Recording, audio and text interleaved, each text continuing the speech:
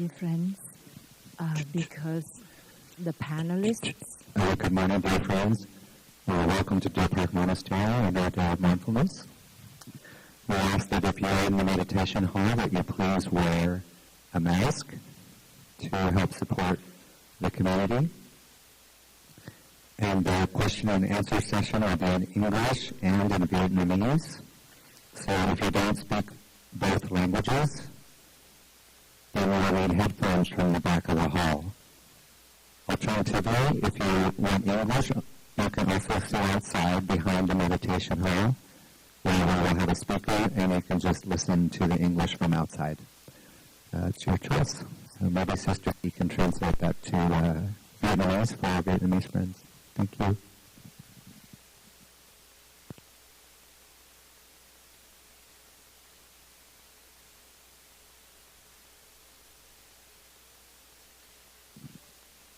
I see that some of you don't have your earphones. You won't understand the responses when some of the monastics speak in Vietnamese. So can you get the earphones for yourself? And also move forward towards the front so that we consolidate. Yeah. If you already have your earphones, just move forward towards the front.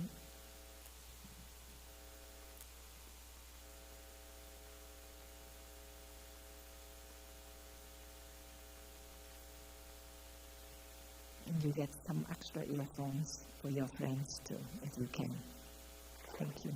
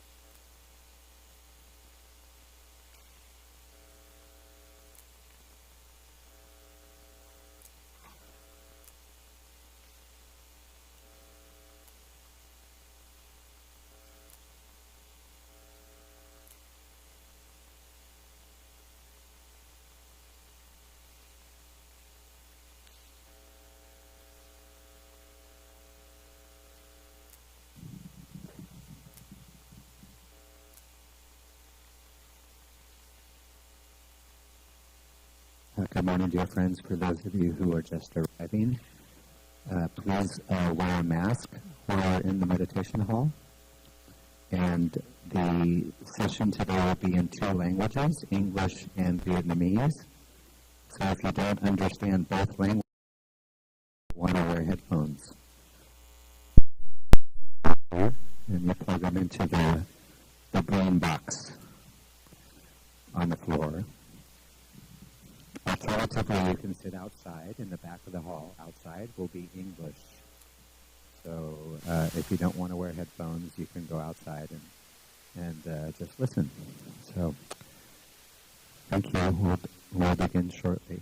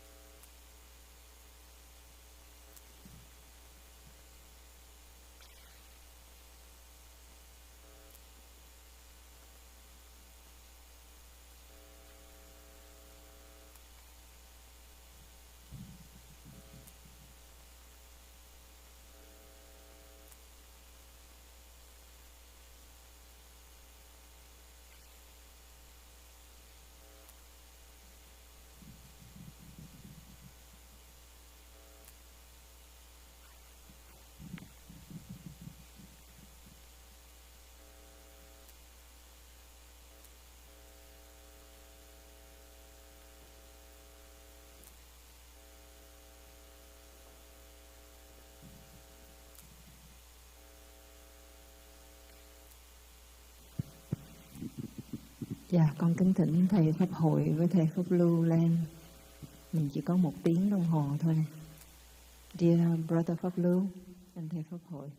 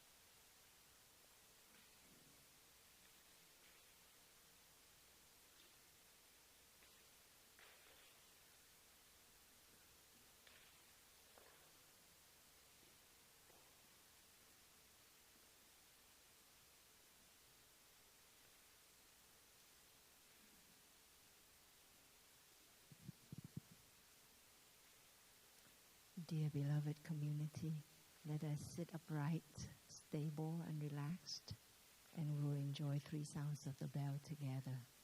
Breathe and smile and relax.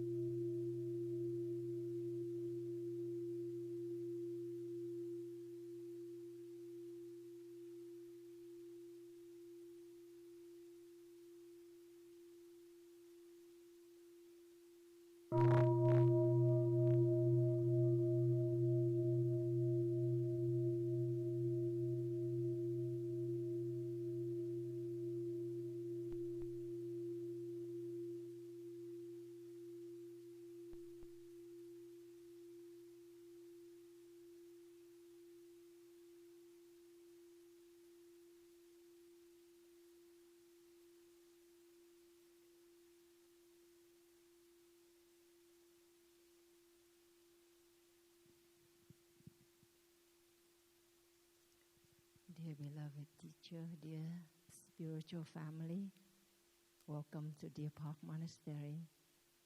Today we have a session of questions and answers, and I'll briefly introduce my elder brothers and sisters to you. So next to me is Sister Abbess, our eldest sister in the monastery. Sister Chinh, and next to her is Thầy Pháp Hội. He is second eldest on the brother's side, next to the most venerable. And then my brother Thầy Pháp Lưu, brother Dharma Stream, and I am Sister D. Today our session is a bit short because we have the recitation of the 14 mindfulness trainings. So probably we'll just be able to take 4 questions or 5 questions. So there's a microphone already there in the middle. You can queue up and you can ask your question, just one question at a time. And then our brothers and sisters will choose to respond to your question. And some responses may be in Vietnamese and some may be in English. So that's why we ask you to have your earphones on, okay, your headphones on. Okay, so with that, please queue up. And when you ask your question, please ask it succinctly, to the heart. I love children's questions because they are just straight on. Yeah? And it's something pertinent to your life, to your happiness, to your suffering. Nothing philosophical. You can ask Uncle Google for that, okay? Nothing theoretical or philosophical, just about your life. Okay, please go ahead. First question.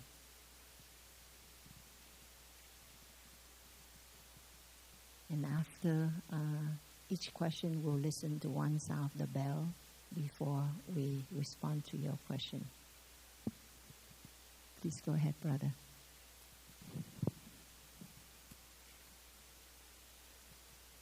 Dear Thay, dear community,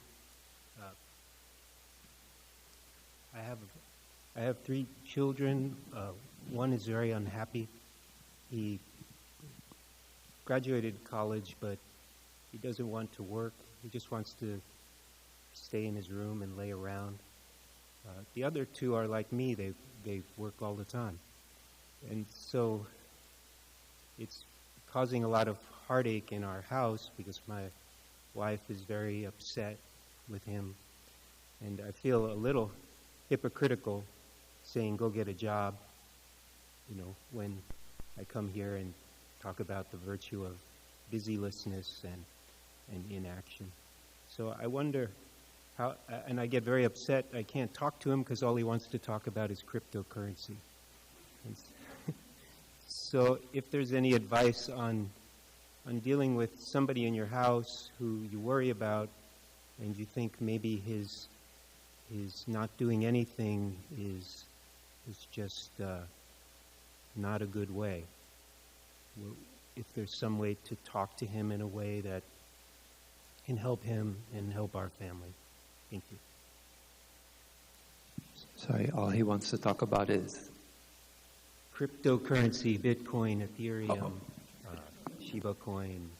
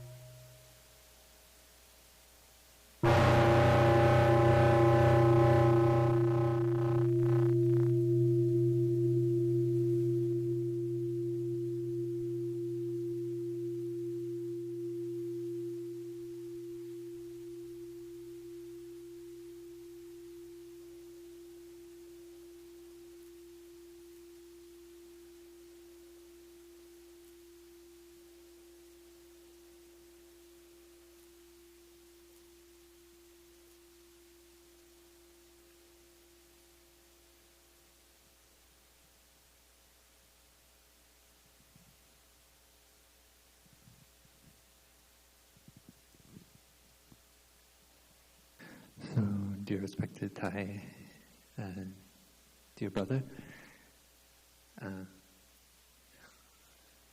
so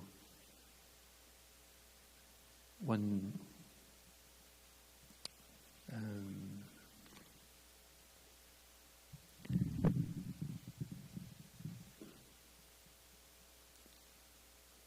thing that we can find in everyone is our deep aspiration. And sometimes it's covered over with many things. There may be hurt feelings, there may be confusion. And I know growing up in America, myself, as a young man, it can seem very unclear what to do. I think it's a kind of silent crisis. I think in Japan there's a similar, maybe more extensive crisis of especially young men who end up in their room. Many tens of thousands of young men, and somehow they feel unconnected from society. And they don't want to come out even for a year or 2 years from their room. And so that is a mindfulness bell. It's something that invites us to look into what we are doing as a community, as a society. When I go down into town here in Escondido, and I walk on the sidewalk with my brother, and as I did the other day, for example, I see many sidewalks, but I don't see many people on the sidewalks. I see many cars driving by, but I cannot see who is in there. Recently, we had the monks received the donations of some bikes, and so I rode into town a few times, and I looked at the town of Escondido in a totally new way when I ride on a bike, because I'm seeing many people, actually many Latinx especially, and I wonder, where are all the people? Because as human beings, we are social beings. And we are used to living in villages, in towns, and having uncles and aunts. And part of our monastery vision, our founding teacher's vision, is to create communities like that. So I cook together with my brothers and sisters. Maybe when I'm suffering, or I'm just bored, or I don't know what to do, I run into a brother, or I walk over and see if my brothers are drinking tea in their room, and I just sit there, and I don't have to have anything to say or any intention, but I just bathe in the collective environment of siblinghood, of brotherhood and sisterhood. And I feel that is deeply ingrained in every cell of our body. Even our cells, they are part of a community that includes not only human cells, but also bacteria and many other kinds of cells. And sometimes the way we build our houses, we structure, it's very efficient economically for a certain type. Is somebody who's very driven, wants to go out and make money or have a career, but I'm not sure it fits everyone. And sometimes I wish that we can just have simpler communities where we live more simply, a bit like the monastery, but all over Escondido. I would love to have a little community in every valley here in the mountains and below. Not dividing our backyards with fences. Because sometimes we just need to wander over to our neighbor's house and just sit there. But unfortunately, this is how we built our world. So at Deer Park, we have a teen camp. We have backpacking retreats. We have creative ways to open the door to young men, young women who feel like, oh, what do I do? What is my deep aspiration? And then they're in that environment, so they somehow just they come here they just see the monks and nuns going around. They wonder, what are these strange people with bald heads and brown robes and always smiling? And they're curious. It might take some time, but they come here and then they get curious and they want something of that. They feel something here, and they can't put it in words. But maybe you cannot even get your son to come here to Deer Park. Yeah. So what do you do? So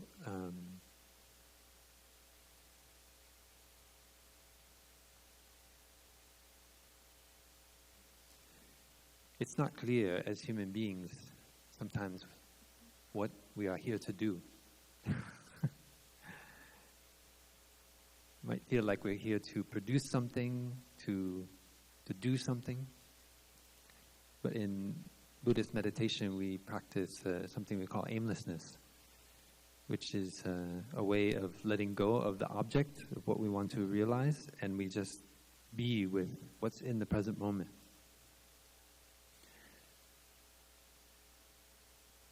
So I wonder, just trying to renew your own relationship with yourself and say, oh, maybe there's nothing to do. Maybe that's possible. I can let go of my view of what I want my son to do, but I just can learn to be fully present for him, just whatever he's doing. Maybe get interested in cryptocurrency. Figure out what it is, because there's something there. There's a spark. Right? You go for where the spark is, something alive. But you're not there, of course, to learn about cryptocurrency. You're just there to be there and interested in what he's interested in. You know, find out what that love is, because eventually he will see, there's just love there, and it's not dependent on doing this or doing that. It's just the presence, just cultivating presence with him. And presence is not just physically being there, but it's really like looking into somebody's eyes and being fully, just taking it in. Like, I'm not trying to impose my idea on you. I'm not trying to convince you of anything. I'm just fully there for you. And in this moment, I can dwell happily in the present moment. And it may not happen right away. It might take 1 session, 2 sessions, 3 sessions, maybe 10 sessions like that, of just sitting there with him, learning about cryptocurrency. But you're there to touch the spark that's inside of him, and just be there. And sometimes, look him in the eye and just smile. And you don't have to say anything, even something you learned at Deer Park Monastery. But that presence is so precious. In a moment of suffering, he will remember that experience of unconditional love that you offer to him. And then it might take many months, many weeks, but somehow that I really see that will change. I know from my father, it was so meaningful, those moments. My father actually, he quit his job when I was around 11, 12, and he just was around the house doing things. And we built a tree house together, and that memory is so precious for me. It's like my dad wants to be with me to build this tree house. And it's not for the tree house. Somehow I knew in my heart, it's like he wants to be with his son. He wants to be interested in something I'm interested in.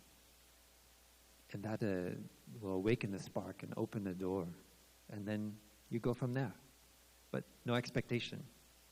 Aimless. So that's a start. Good luck.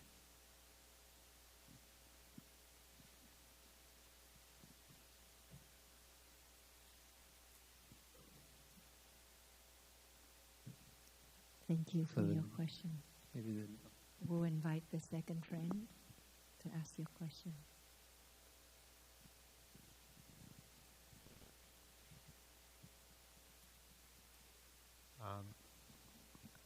I'm sorry, I'm new here, and I don't know how to address teachers, but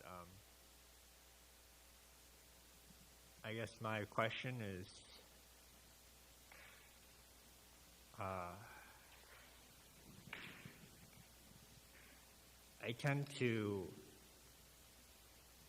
feel this emptiness in my heart that I try to fill with my attachment, my relationships with women. And I understand it. I recently lost a friendship with a friend.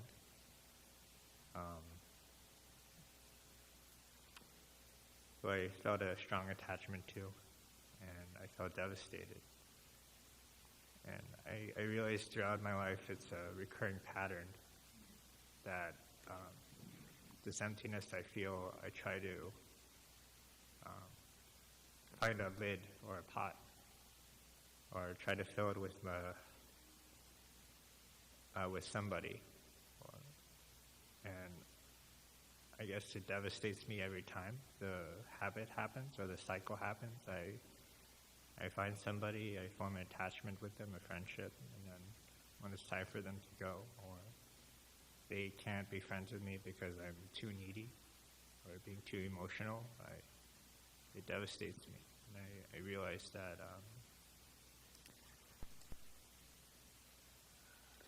I don't know how to stop or fill this hole inside of me. And I guess in a way, turn to here or Thich Nhat Hanh's teachings. So, I'm not sure what I should do. Stop feeling so empty inside.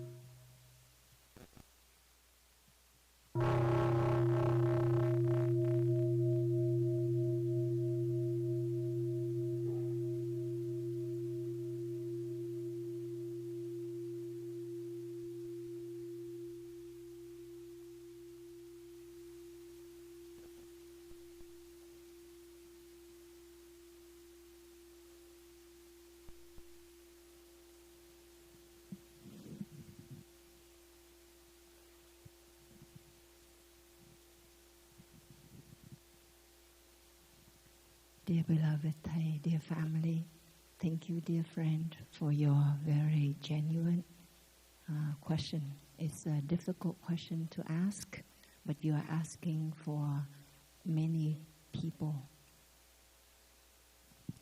The problem with loneliness, isolation, that is very common, universal, especially nowadays. And when we have those feelings, we will try to fill it up with something. And in Buddhism, we have the 5 sensual desires that include, one is wealth, money, like that young man who always talks about cryptocurrency. So that's money. And then the other one is sex, relationships.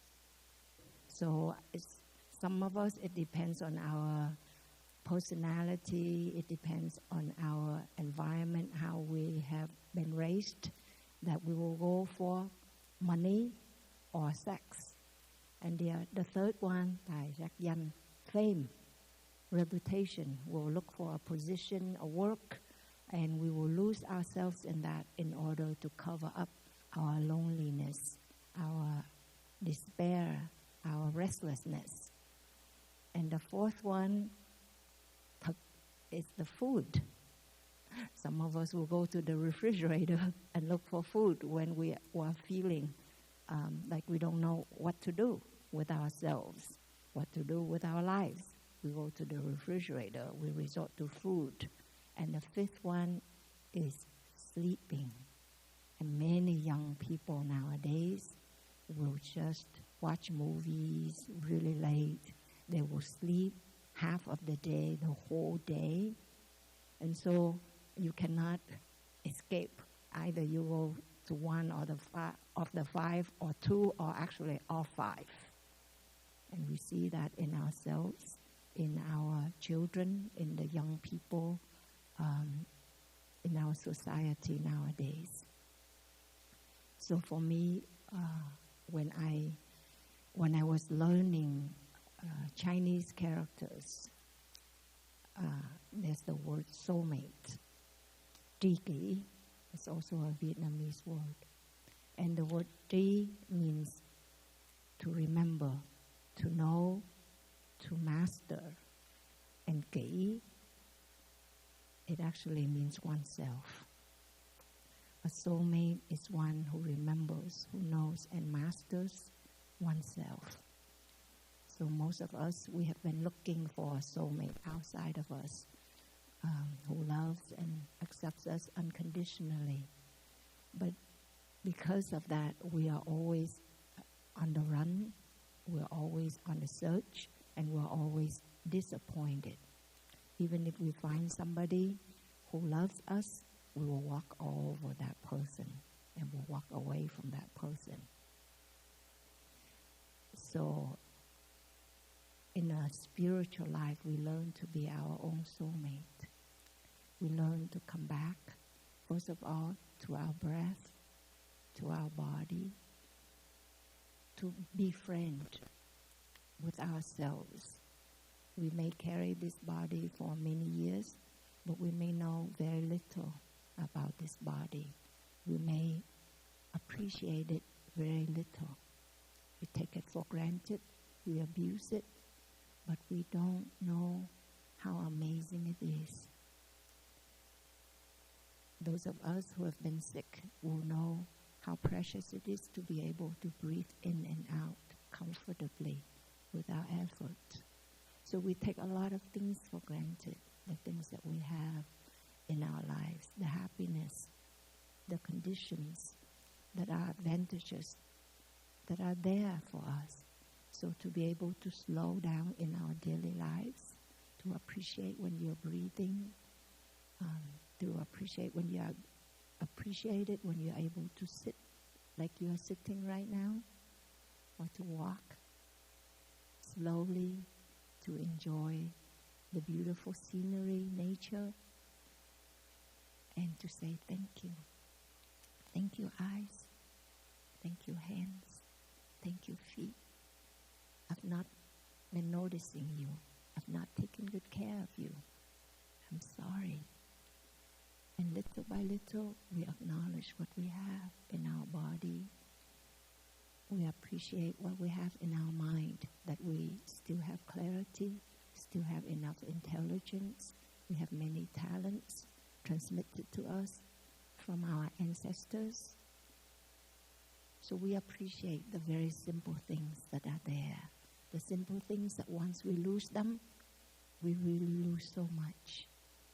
That we just wish, all we wish is to have teeth.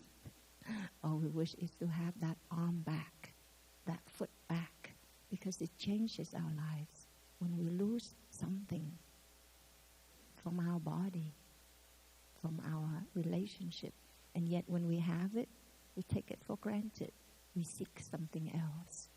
So come back slowly to learn, to remember, to know, and to take good care of what you have. And that is being a soulmate to yourself.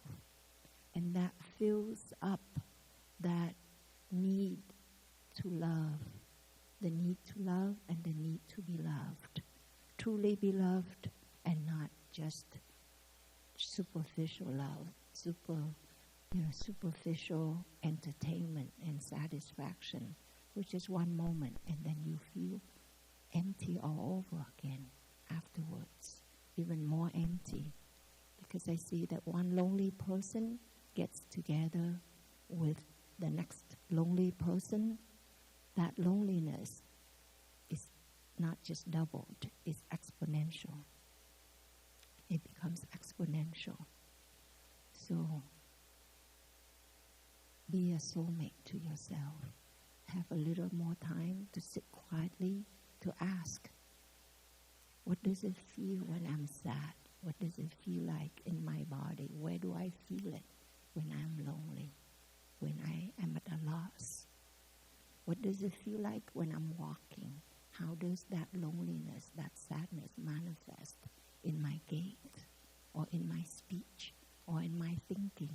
You see, you get to know yourselves and how all these feelings manifest themselves through your body. Your body speaks your mind. You cannot see your mind. You cannot touch it, see it, but you can see your mind through your body, the way you hold yourself, the way you walk, the way you speak.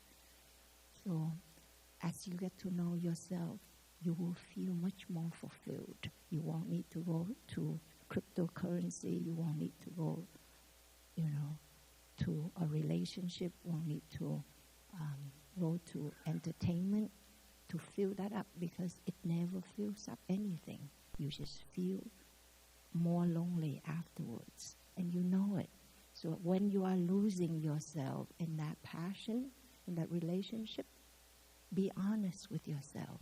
There are moments when you say, this is not it. It makes me sad. I'm sorry. I'm putting myself through it. I'm sorry I'm putting somebody through it. Maybe that person is sincere with me, and I'm hurting her. I'm hurting him. I'm sorry. See, you acknowledge it for what it is. It takes a lot of courage to be honest to yourself.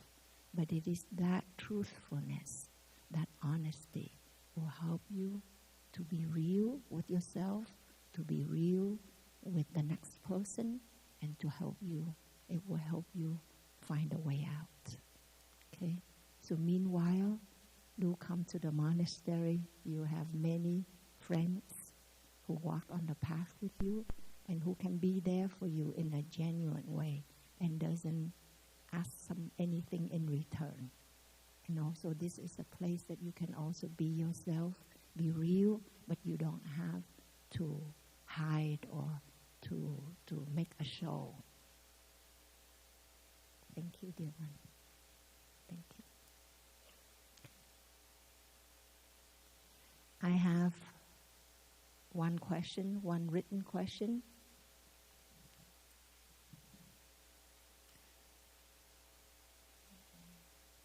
I lost my mother recently.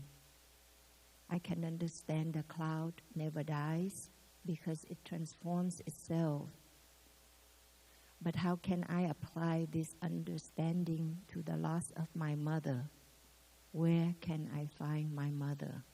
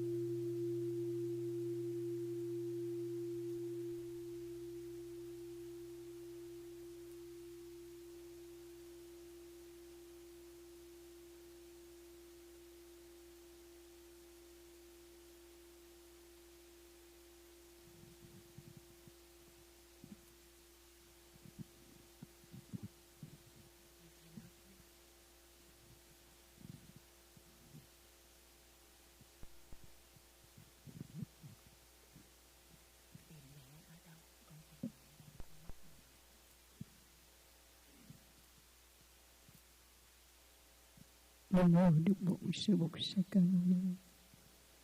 Kính bạch sư ông, kính thưa quý thầy, quý sư cô và toàn thể đại chúng. Câu hỏi vừa rồi là mình mất mẹ, nhưng mình tìm mẹ ở đâu? Mẹ vẫn còn, mẹ không bao giờ mất. Mẹ vẫn mất cái hình hài thôi. Tất cả những gì khi mà mẹ có mặt ở trên cõi đời này, thì khi mà sinh ra những đứa con, mẹ cho hình hài của mẹ cho những đứa con và mẹ sống để chăm sóc những đứa con, thì những cái đó của mẹ vẫn còn, chứ mẹ không có mất. Mẹ chỉ mất cái hình hài, vì chúng ta cũng vậy, hay có cái hình hài này rồi mình cũng phải mất đi thôi. Đây là sự sống, những cái gì chúng ta sống, chúng ta trên cái cõi đời này, khi mà mình đến nay mình sống, mình tiếp xúc với hành tinh này, với trái đất này, thì tất cả những cái đó vẫn còn tồn tại ở trong cái vũ trụ này, không bao giờ mất. Cho nên mẹ không có mất, mẹ vẫn còn. Và khi mình muốn tiếp xúc với mẹ thì mình nhớ lại những hình ảnh những lúc mà mẹ chăm sóc cho mình đó, nó vẫn còn mà, phải không? Cho nên mình đừng có nghĩ là mình mất mẹ. Cái hình hài này thôi, những cái gì, những cái đức tính của mẹ, những cái chăm sóc của mẹ cho mình thì nó vẫn còn, không bao giờ mất. Cho nên mình mỗi lần có những gì khó khăn, mình nghĩ về mẹ và mình sẽ thấy mẹ vẫn còn đó che chở cho mình. Chứ mình, khi mà mình có nghĩ mình mất mẹ rồi là mất tất cả, là mình đau buồn, mình khổ sở. Vì khi mẹ mất cái hình hài này, nhưng mẹ ở một cái nơi khác, mẹ vẫn biết mình, mẹ vẫn thấy mình, mẹ vẫn còn thương mình. Cho nên có những lúc như vậy, mình nghĩ về mẹ và mình cầu về mẹ để nâng đỡ mình, thì mẹ cũng sẽ hướng về mình. Trong sư ông thường dạy, mình thấy là mẹ vẫn còn nữa ở trong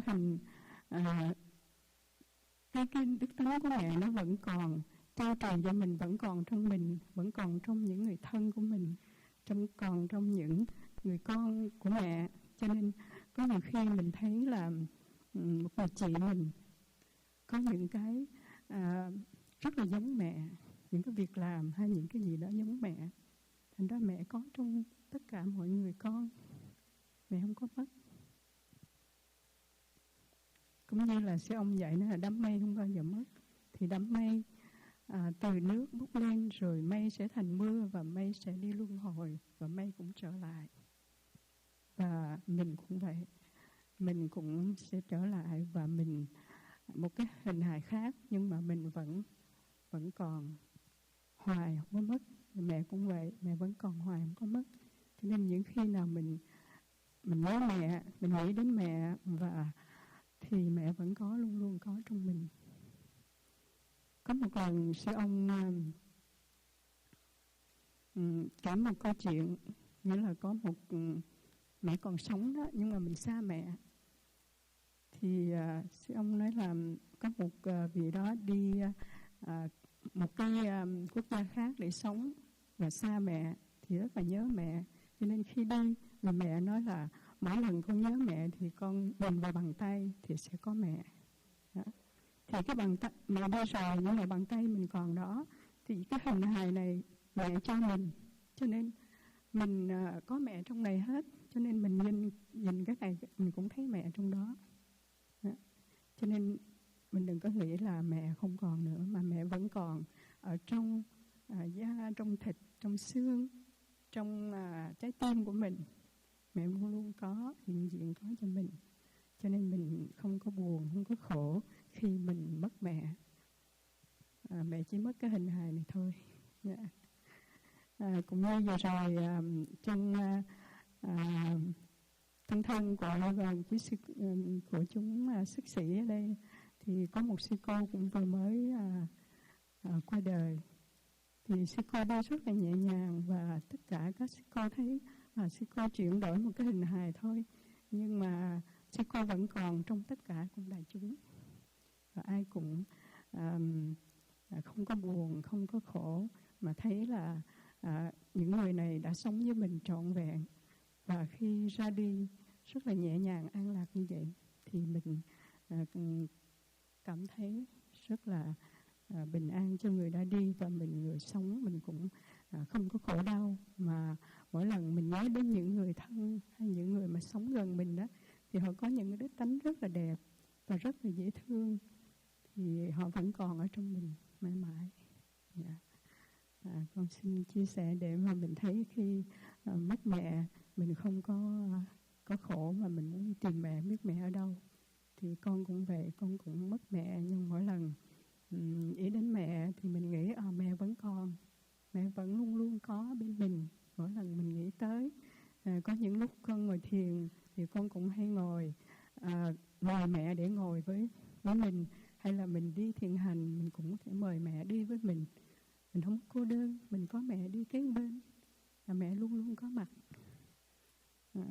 Cho nên tiếp xúc được như vậy thì mình bớt đi cái khổ đau mà mình mất mẹ. Con xin nhớ.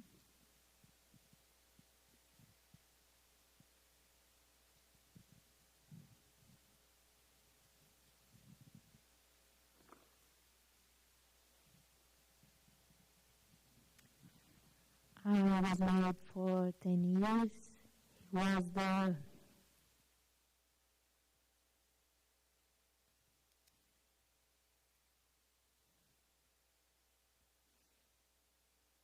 the love of my life.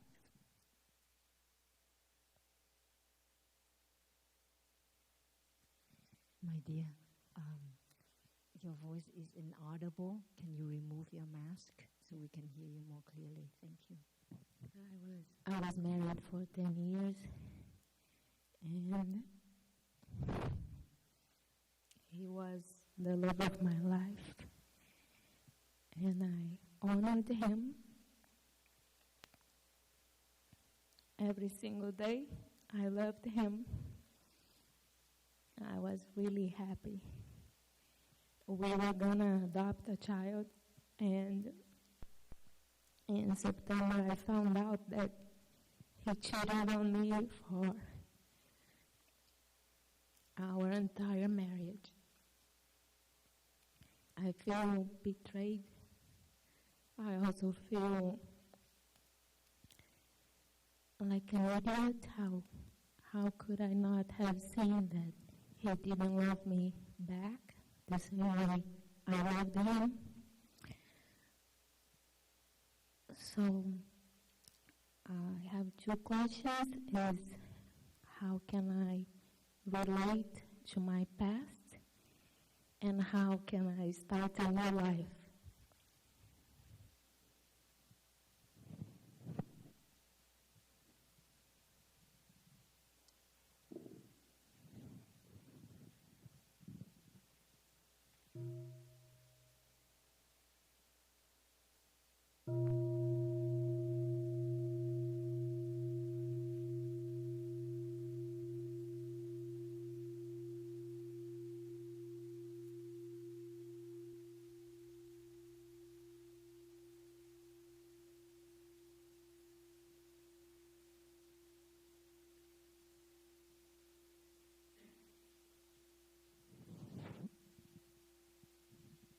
Were you able to hear the question clearly?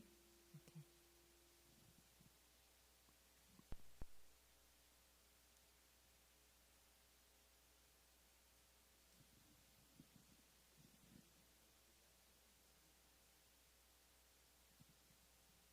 Please allow me to summarize it.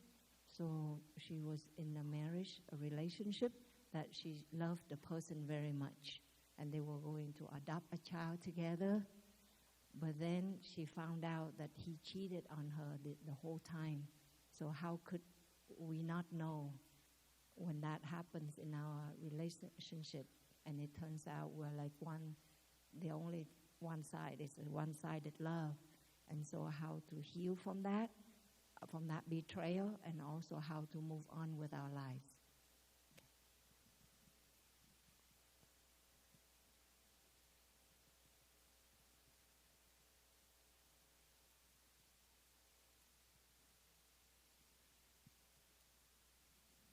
Dear respected Thay, dear sister,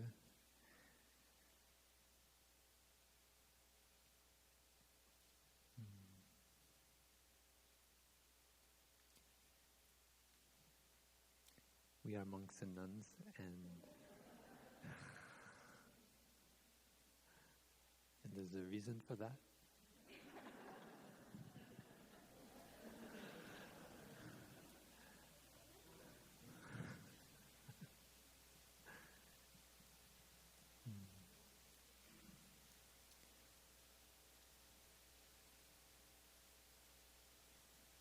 When I was in a relationship in high school, I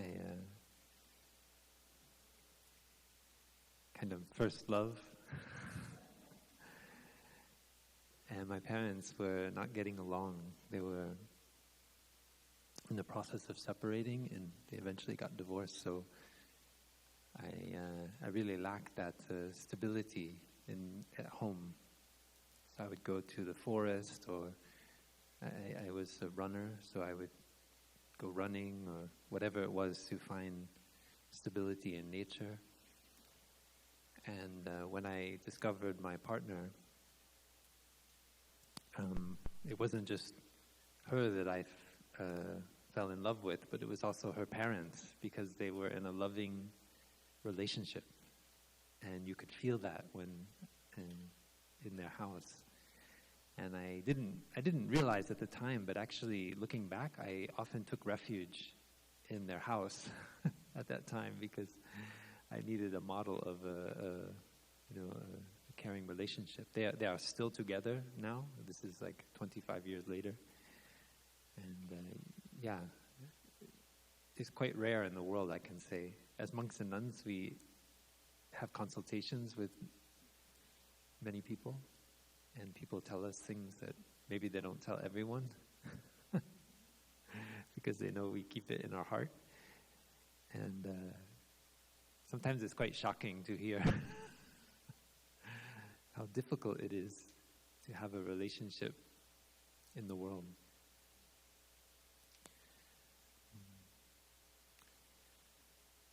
What I see is that we often, or what I was doing at that time, there was something that was missing in my life. There was missing, I felt was missing inside of me, and I was trying to find that in the other person. And so my love for her was only partially for her. And it was a very large part of it was a love for something that I felt was missing inside of myself. And I didn't, either I didn't want to find it, or I didn't take the time to discover it, that beauty inside of myself. And so that was not the last time. It happened a few more times. And especially my kind of last big relationship before I became a monk. That relationship was not only for that person, but I saw it was for a whole, like all of her friends and a kind of whole community, actually.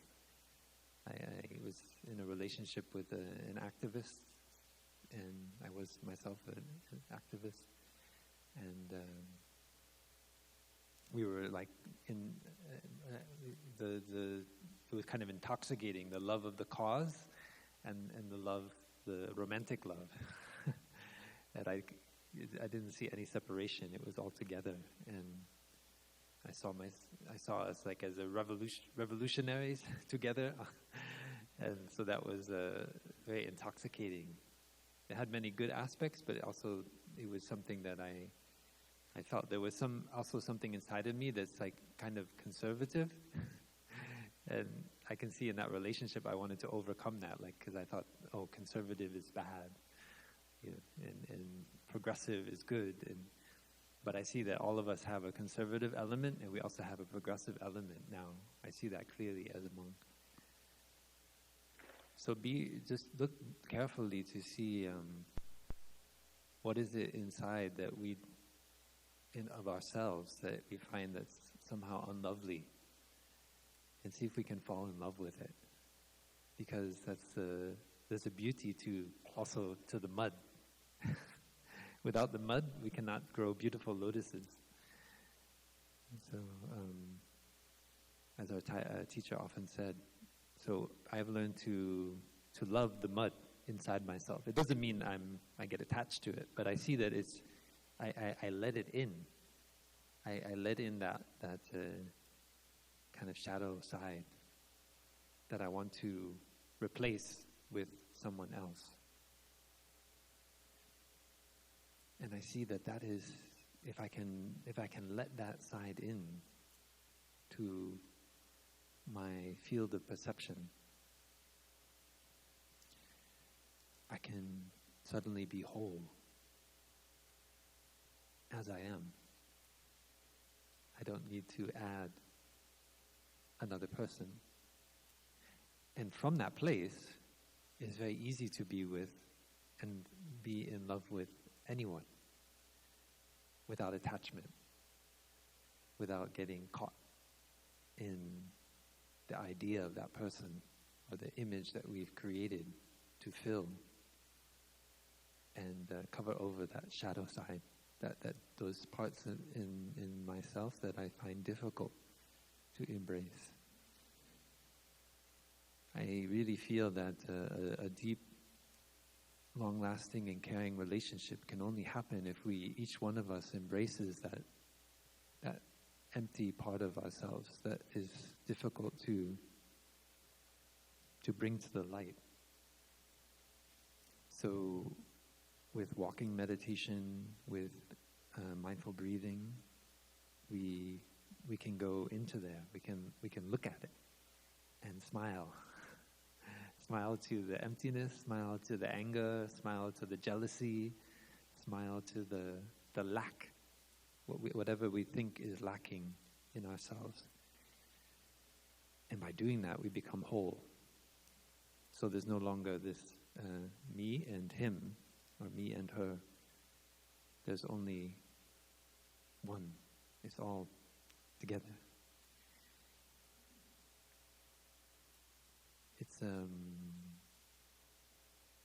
It's actually our true inheritance.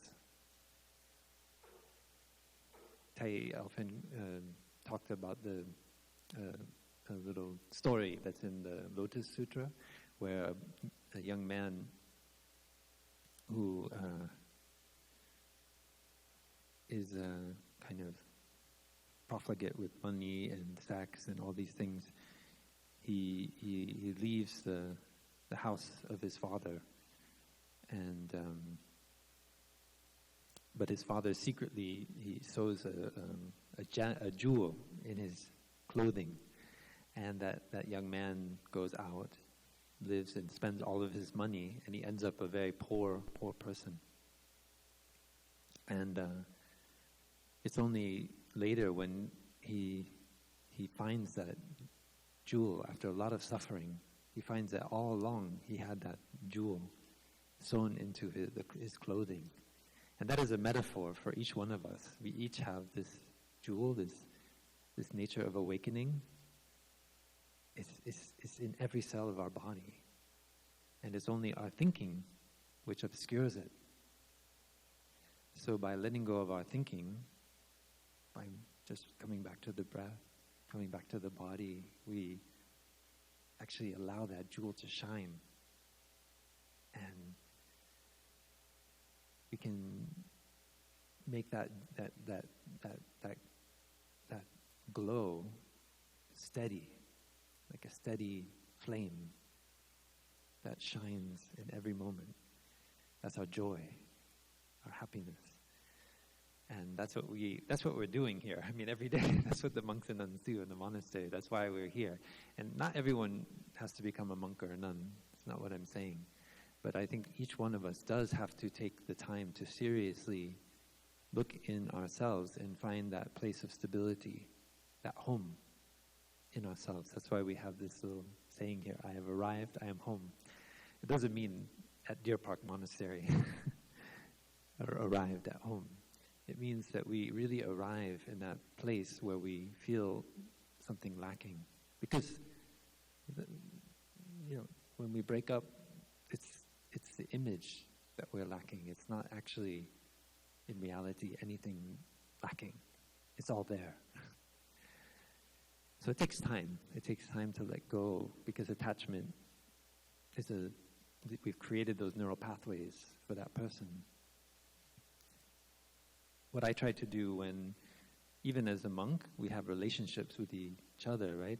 And so sometimes I am very close with a monk or a nun, and then I came to Deer Park recently, and many brothers and sisters I'm close to in Plum Village, I hardly hear from them.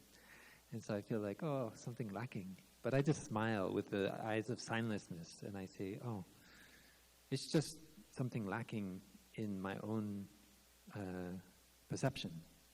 It's not that person is missing, but the love is still there, right? So I can look, I tend to think, oh, that person or this person, but if I go deeper, it's just processes going on inside my mind. And I can smile to them with compassion and understanding and just generate joy.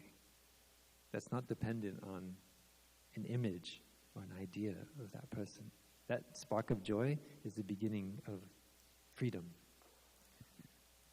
So good luck in your practice. Dear beloved community, it's already 11:15.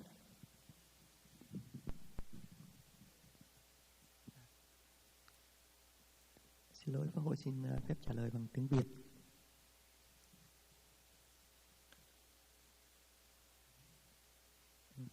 Thưa đại chúng, cái mối liên hệ yêu thương giữa con người với con người nó mang lại cái sự ngọt ngào, hạnh phúc, nhưng mà đôi khi nó cũng đem lại cái khổ đau trong đó.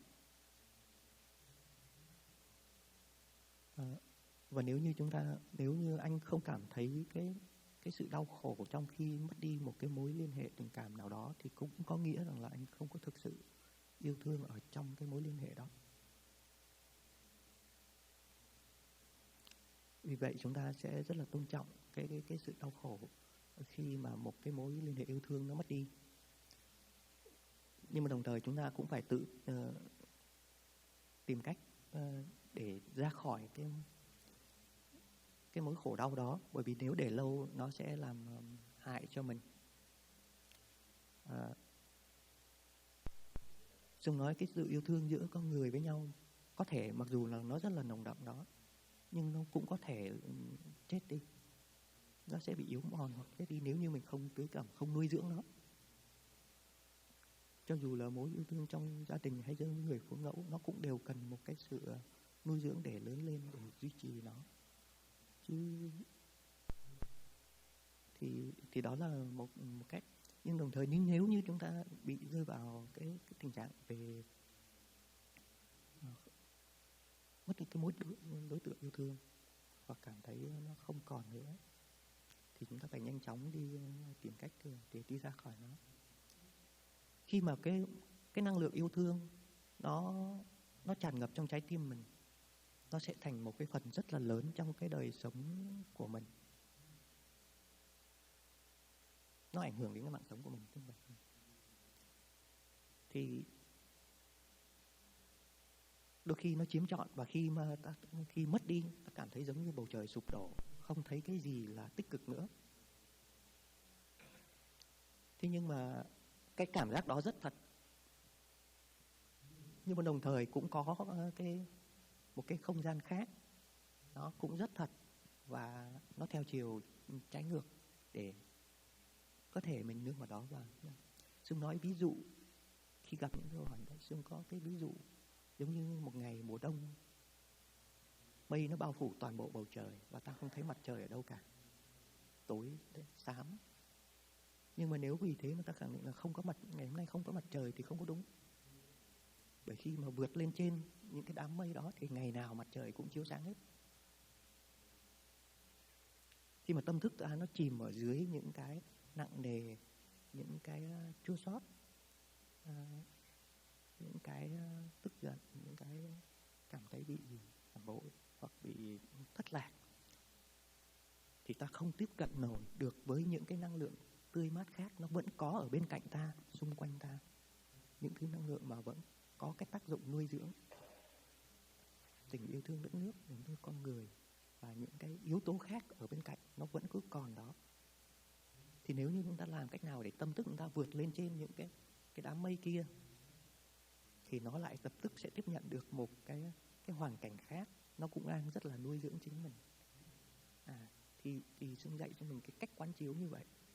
Bên cạnh những cái mất mát kia thì đồng thời nó cũng có những cái đang rất là nuôi dưỡng mình bên cạnh mình.